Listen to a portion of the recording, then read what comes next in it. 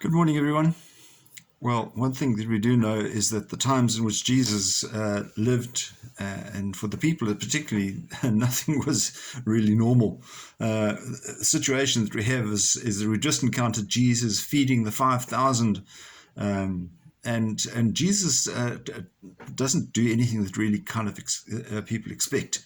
So in our gospel today, we encounter the fishermen out fishing on the sea, and Jesus comes walking across the water to them. They're saying this is quite late at night.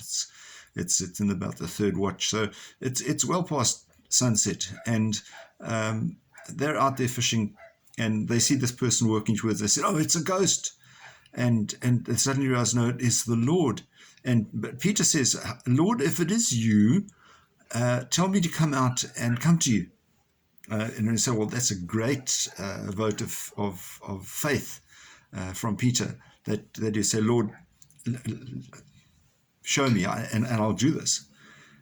And Jesus says, come.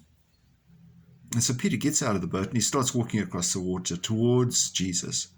And then he feels the wind on his face. And you can imagine that was a distraction to him.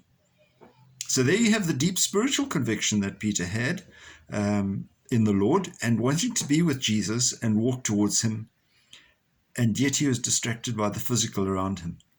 The wind caught his face. So he suddenly, instead of focusing on the Lord, he focused on other things. So it wasn't necessarily a lack of faith. It was that he was distracted by things around him that weren't on the Lord.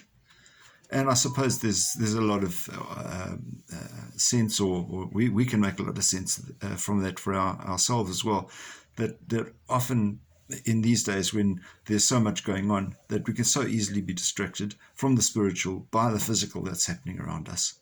So today, let's make it a special challenge. Let's make it a goal that we'll focus on the spiritual and not be distracted by the things around us. And there are many things that can so easily pull us away from God. Let's just make sure God stays the focus.